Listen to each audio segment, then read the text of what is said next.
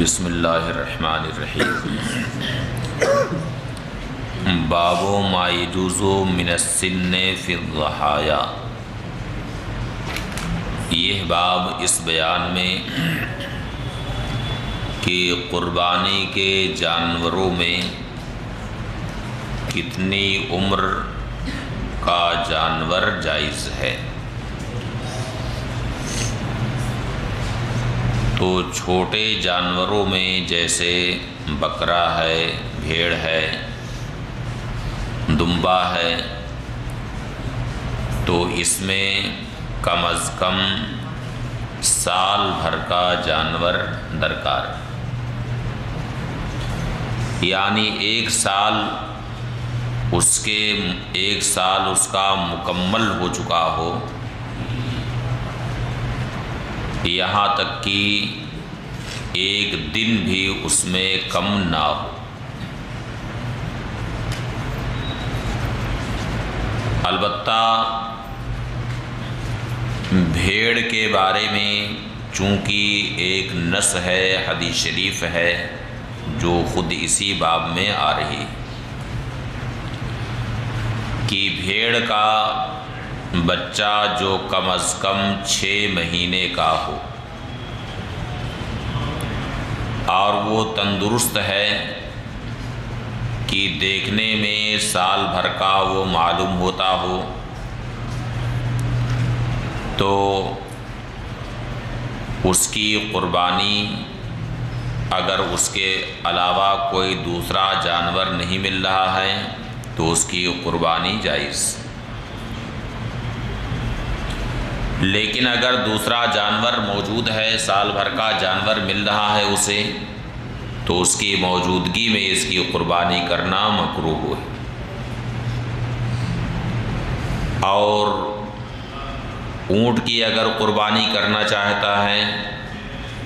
تو کم از کم 5 سال درکار، اور اس کے علاوہ اگر بیچ میں کوئی جانور ہے تو 2 سال چاہیے۔ حدثنا احمد بن ابی شعیب الحرانی قال اخبرنا زہیر بن معاویہ قال حدثنا ابو الزبیر عن جابر رضی اللہ تعالی عنہ قال قال رسول اللہ صلی اللہ علیہ وسلم لا تذبحوا الا مسنہ۔ ابو الزبیر حضرت جابر رضی اللہ تعالی عنہ سے روایت کرتے ہیں، فرمایا کہ رسول اللہ صلی اللہ علیہ وسلم نے ارشاد فرمایا کہ اسی جانور کی قربانی کرو جو عمر دراز ہو، یعنی جس کی عمر قربانی کی حد تک پہنچ چکی ہو۔ الا مسنتن اے کبیرۃ السن، جس کی عمر زیادہ ہو چکی ہو، یعنی قربانی کے لیے جو عمر درکار ہے اس عمر تک وہ جانور پہنچ چکا۔ یہ مسنہ اس سن سے نہیں ہے جس کا معنی دانت آتا ہے کہ اس کا ترجمہ کیا جائے دانتا جانور۔ جیسے اس زمانے میں لوگ جانور خریدنے جاتے ہیں تو پہلے ہی دیکھتے ہیں کہ اس کو دانت آیا ہے کہ نہیں، دانتا ہے کہ نہیں دانتا ہے۔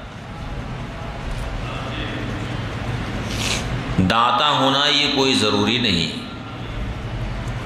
بلکہ چھوٹے جانور میں اصل یہ ہے کہ 1 سال کا مکمل، مگر دانت لوگ اس وجہ سے دیکھتے ہیں کہ عام طور سے چھوٹے جانوروں کو جو دانت آتا ہے 14 مہینے کے بعد ہی آتا ہے،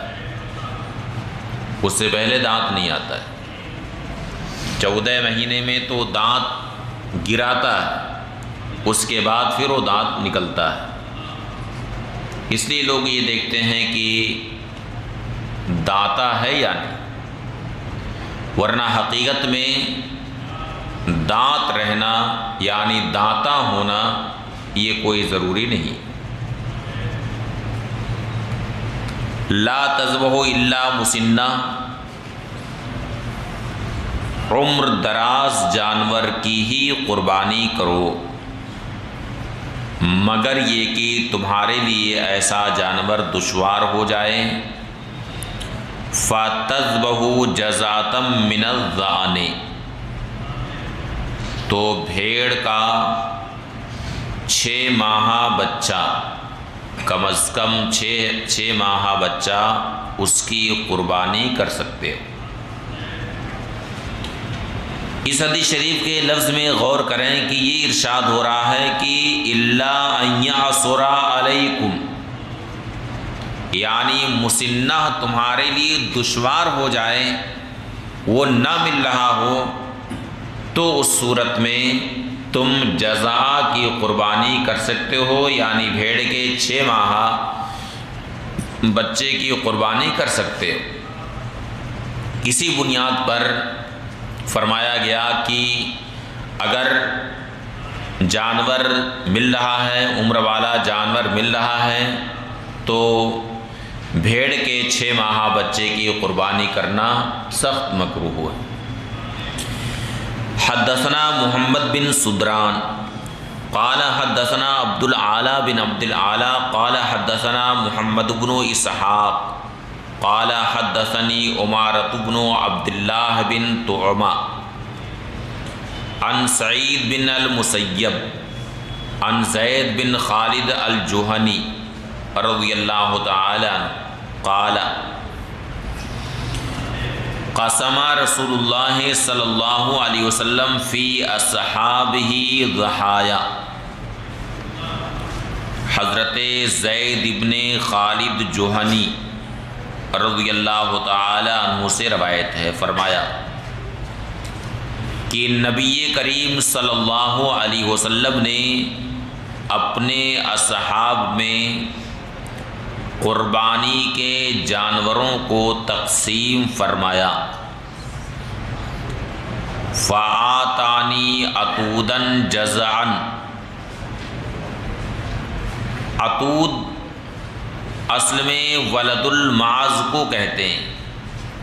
یعنی بکری کا بچہ، اور جز جو کم از کم 6 ماہ کا، 6 ماہ سے لے کر کے سال بھر کے اندر کا۔ تو نبی کریم صلی اللہ علیہ وسلم نے مجھے بکری کا ایک بچہ عطا فرمایا جو 6 مہینے کا تھا یا 6 مہینے سے لے کر کے سال بھر کے اندر کا تھا۔ قال زید بن خالد جوہنی فرماتے ہیں فرجعت بہ الیہ، تو میں اسے لے کر نبی کریم صلی اللہ علیہ وسلم کی بارگاہ میں دوبارہ حاضر ہوا۔ ترجمہ جس طرح سے احادیث کریمہ کا کیا جاتا ہے اس کا پورا دھیان آپ لوگ دیجئے کہ کس طریقے سے ترجمہ ہو رہا ہے، سمجھ گئے؟ ادب گاہست زیر آسماں از عرش نازک تر، اس لیے پورے ادب و احترام کا لحاظ کرتے ہوئے تعبیرات اختیار کرنی چاہیے۔ قال حضرت زید بن خالد جوہنی کہتے ہیں فرجعت بہ الیہ، تو میں اس بچے کو لے کر، بکری کے اس بچے کو لے کر بارگاہ رسالت میں دوبارہ حاضر ہوا، یعنی ایک مرتبہ تو حاضری اس وقت ہوئی جبکہ نبی کریم صلی اللہ علیہ وسلم نے جانوروں کو تقسیم فرمایا، پھر میں دوبارہ اسے لے کر حاضر ہوا۔ فقلت، میں نے عرض کی انہ جزع، یا رسول اللہ یہ تو جزع یعنی سال بھر کا نہیں۔ فقال، ارشاد فرمایا ضحی بہ، تم اس کی قربانی کرو، فضحیت بہ، تو میں نے اس کی قربانی کی۔ اس حدیث کے تحت علماء فرماتے ہیں کہ اصل حکم وہی ہے کہ چھوٹے جانور میں 1 سال کا جانور درکار، خاص طور سے بکرے میں 1 سال کا ہونا کم از کم واجب۔ یہاں پر نبی کریم صلی اللہ علیہ وسلم نے حضرت زید ابن خالد جوہنی کے لیے جو ارشاد فرمایا کہ ضحی بہ، یہ خصوصی طور سے نبی کریم صلی اللہ علیہ وسلم کی طرف سے حضرت زید ابن خالد جوہنی کے لیے رخصت تھی۔ یہ حضرت زید ابن خالد جوہنی کے لیے خصوصی طور سے رخصت تھی، اور یہیں سے یہ معلوم ہوا کہ احکام شرع میں بھی نبی کریم صلی اللہ علیہ وسلم من جانب اللہ با اختیار تھے، جس کو جس کے لیے چاہیں واجب کر دیں، جس کو جس کے لیے چاہیں جائز قرار دے دیں۔ اللہ تعالیٰ نے احکام شرع میں نبی کریم صلی اللہ علیہ وسلم کو اختیار عطا فرمایا تھا۔ حدثنا الحسن بن علی قال اخبرنا عبد الرزاق اخبرنا الثوری عن عاصم بن قلیب عن ابیہ قال كنا مع رجل من اصحاب النبی صلی اللہ علیہ وسلم یقال له مجاشع من بنی سلیم۔ سفیان ثوری عاصم بن قلیب سے روایت کرتے ہیں، انہوں نے اپنے والد سے روایت کی، وہ فرماتے ہیں کہ ہم حضرات صحابہ کرام رضوان اللہ تعالی علیہم اجمعین میں ایک صحابی رسول کے ساتھ میں تھے جنہیں مجاشع کہا جاتا ہے، ان کا نام مجاشع تھا۔ من بنی سلیم، وہ قبیلے بنی سلیم کے تھے۔ فعزت الغنم فامر منادیا فنادى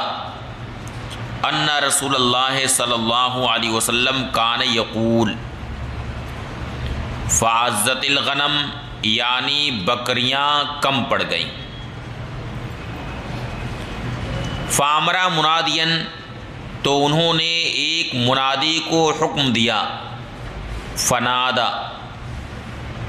تو انہوں نے یہ اعلان کیا کہ نبی کریم صلی اللہ علیہ وسلم ارشاد فرماتے کہ جزا یعنی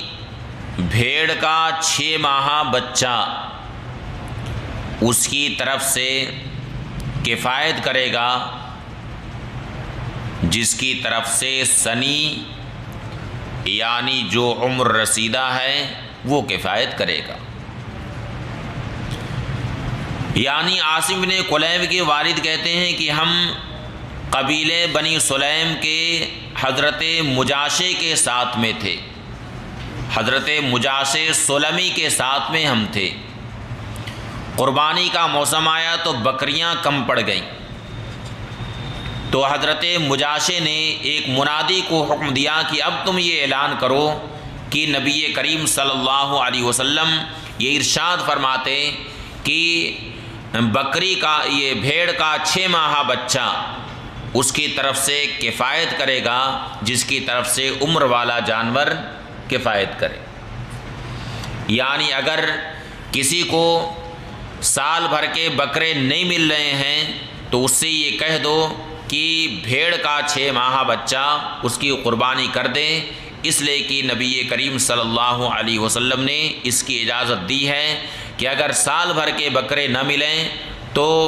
اس دشواری کی حالت میں بھیڑ کا 6 ماہ بچہ کوئی قربانی کر دے تو یہ قربانی کافی ہوگی۔ حدثنا مسدد قال حدثنا ابو الاحوص قال حدثنا منصور عن الشعبی عن البراء قال خطبنا رسول اللہ صلی اللہ علیہ وسلم یوم النحر بعد الصلاۃ۔ امام شعبی حضرت براء ابن عازب رضی اللہ تعالی عنہ سے روایت کرتے ہیں، انہوں نے فرمایا کہ نبی کریم صلی اللہ علیہ وسلم نے یوم النحر میں نماز عید کے بعد ہمیں خطبہ دیا۔ اس سے معلوم ہوا کہ عیدین کا خطبہ نماز کے بعد۔ فقال، اس خطبے میں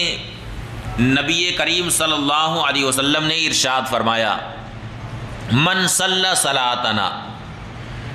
جس نے ہماری طرح نماز پڑھی، ونسکا نسکنا، اور ہماری طرح سے قربانی کی، فقد اصاب النسک، تو اس نے قربانی پالی، یا یہ ہے کہ اس نے صحیح طریقے سے قربانی کی۔ فاصاب النسک، تو اس نے صحیح طریقے سے قربانی کی، یعنی ہماری طرح نماز پڑھی اور ہماری طرح سے اس نے قربانی کی تو اس نے صحیح طریقے سے قربانی کی۔ ومن نسکا قبل الصلاۃ فتلک شاۃ لحم، اور جس نے نماز عید سے پہلے قربانی کر لی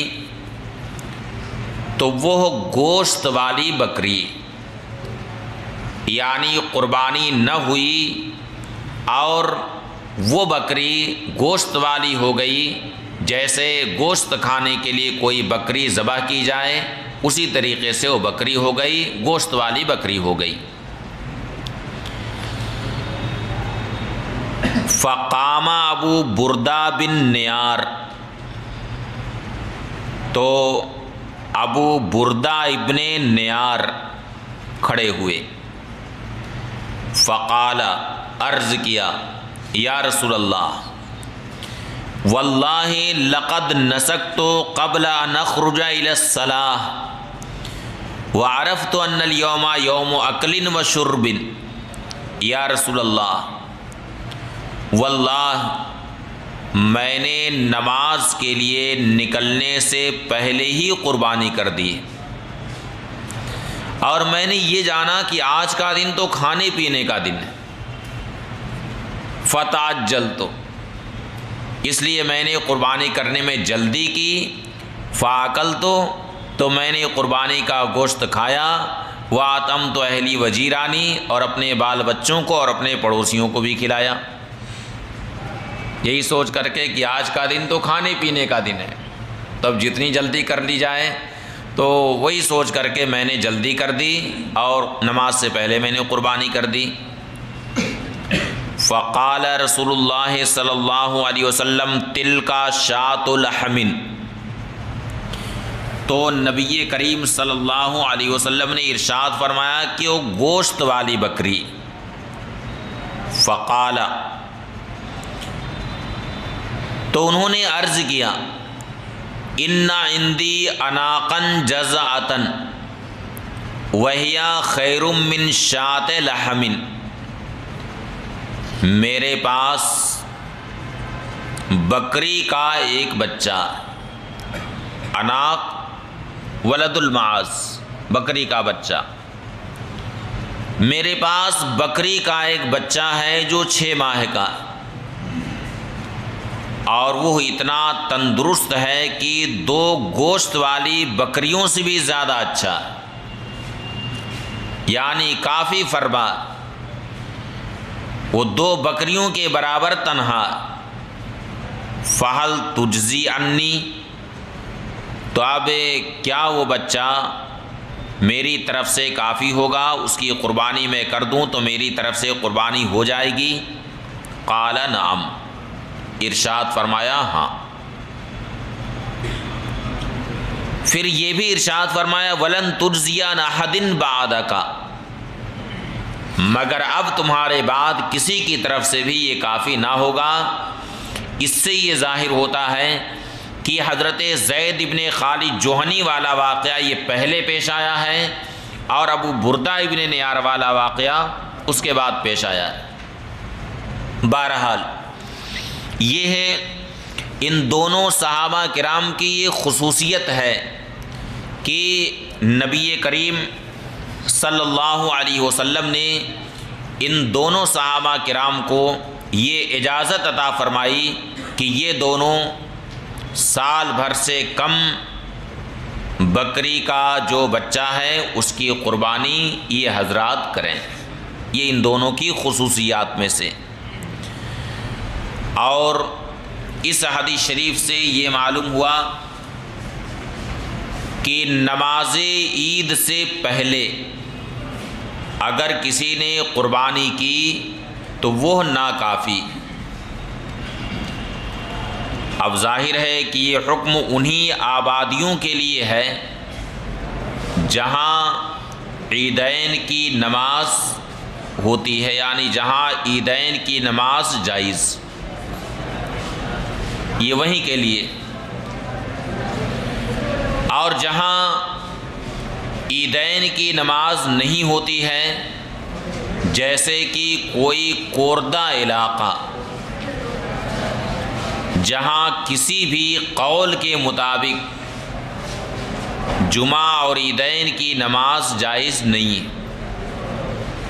وہاں عید کی نماز ہوتی نہیں، تو اب اگر وہاں کوئی صبح صادق طلوع ہونے کے بعد ہی قربانی کر دے تو قربانی ہو جائے گی۔ اس کا جو وقت شروع ہوتا ہے وہ 10ویں ذی الحجہ کو صبح صادق طلوع ہونے سے ہی شروع ہو جاتا ہے۔ یہ الگ بات ہے کہ اس کے جواز کے لیے ایک شرط یہ بھی ہے کہ نماز کے بعد اسے کیا جائے، قربانی نماز کے بعد کی جائے، مگر یہ مصر اور فنائے مصر کے لیے جہاں پہ عیدین کی نماز ہوتی۔ اسی لیے اگر کسی شخص کو جلدی ہے اور وہ یہ چاہتا ہے کہ میری قربانی جلدی ہو جائے، اب اس نے اپنا جانور کہیں دیہات میں بھیج دیا جہاں پہ عید کی نماز نہیں ہوتی، اور وہاں صبح صادق طلوع ہونے کے بعد اس نے قربانی کر دی تو اس کی قربانی ہو جائے گی، کیونکہ اس میں محل واجب کے وقت کا اعتبار ہوتا ہے، یعنی جہاں واجب کی ادائیگی ہو رہی ہے وہاں کا وقت دیکھا جاتا ہے۔ اس آبادی کے لحاظ سے یہ دیکھا جائے گا کہ اگر قربانی کا وقت ہے تو قربانی ہو جائے گی، اور اگر قربانی کا وقت نہیں ہے تو قربانی نہیں ہوگی۔ یہ مسئلہ اصل میں کافی تحقیق طلب ہے کہ کہاں کا وقت دیکھا جائے گا۔ ایک ہے محل و ادائی الواجب، ایک ہے محل و ادائی الواجب، اور ایک ہے محل المامور، یعنی جس پر قربانی واجب ہے، جس کو حکم ہے قربانی کرنے کا، ایک ہے اس کا مہر۔ تو کس کا وقت اس میں دیکھا جائے گا؟ چنانچہ ایسا ہو سکتا ہے کہ جس پر قربانی واجب ہے اس کے لحاظ سے تو وقت ہو گیا ہے، مثلا وہاں پہ چاند کی رویت ثابت ہے، لیکن وہ قربانی وہاں نہیں کرنا چاہتا ہے، وہ اپنے گاؤں میں کرنا چاہتا ہے قربانی، اور یہاں 29 کی رویت ثابت نہیں ہوئی، 30 کے لحاظ سے رویت ہوئی۔ دیکھیے شروع ہو گیا کام مراقبہ۔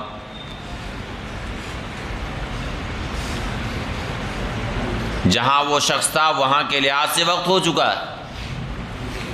لیکن جہاں وہ قربانی کرانا چاہتا ہے وہاں پہ 30 کی رویت ہوئی ہے، 30 کے لحاظ سے ہے، ابھی یہاں وقتی نہیں، یہاں 9 ذی الحجہ اور وہاں پہ 10 ذی الحجہ ہے۔ اچھا پھر یہ بھی ہو سکتا ہے کہ وہاں پہ جب 12 ذی الحجہ ہو تو یہاں پہ 13 ذی الحجہ ہو، یہاں سے یہاں وقتی نکل چکا ہے، تو یہاں کون سے وقت کا لحاظ ہوگا؟ محل و اقامت الواجب کا وقت دیکھا جائے گا یا محل المکلف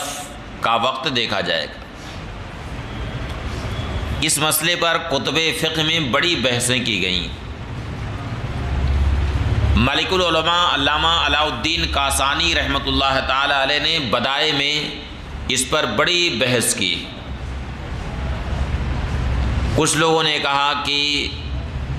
محل و اقامت الواجب کا وقت دیکھا جائے، کچھ لوگوں نے کہا کہ نہیں، اس کا وہاں کا وقت دیکھا جائے جس پر قربانی واجب ہے، کچھ لوگوں نے کہا کہ دونوں جگہ کا وقت دیکھا جائے۔ تو اب اس میں بہرحال جہاں ایسی صورتحال پیش آ جائے وہاں احتیاط یہ ہے کہ دونوں جگہ کا وقت دیکھا جائے، محل و اقامت الواجب کا بھی وقت دیکھا جائے اور محل المکلف کا بھی وقت دیکھا جائے۔ البتہ یہ جو مسئلہ ہے کہ صبح صادق طلوع ہونے کے بعد نماز ابھی نہیں ہوئی ہے اور کوئی قربانی کرنا چاہتا ہے، تو اس کے تعلق سے تمام کتب فقہ میں اس بات کی صراحت ہے کہ اسے چاہیے کہ دیہات میں اپنا جانور بھیج دے، جہاں پہ عید کی نماز نہیں ہوتی ہے وہاں صبح صادق کے بعد فوراً قربانی ہو سکتی۔ یہ جزیات تمام کتب فقہ میں مذکور ہیں۔ حدثنا مسدد حدثنا خالد عن مطرف عن عامر عن البراء بن عازب رضی اللہ تعالی عنہ قال ضحى خال لی یقال له ابو بردہ قبل الصلاۃ۔ امام عامر شعبی